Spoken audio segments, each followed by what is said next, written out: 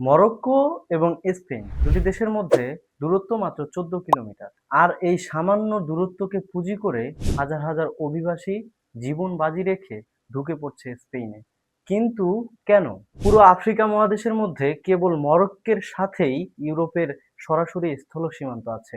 স্পেনের দুটি শহর সেউতা এবং মেলিলা সরাসরি মরক্কোর ভেতরে অবস্থিত।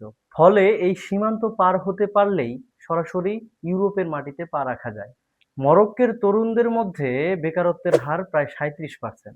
অন্যদিকে স্পেন হলো ইউরোপের একটি উন্নত দেশ, যেখানে আছে ভালো চাকরি, চিকিৎসা আর মানবাধিকারের গ্যারান্টি।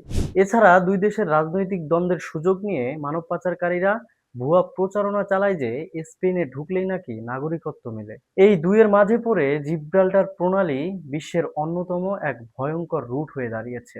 ভিডিওটি শেষ পর্যন্ত দেখার জন্য ধন্যবাদ। আজকের এই ভিডিও এই পর্যন্তই। দেখা হবে নতুন কোনো ভিডিওতে।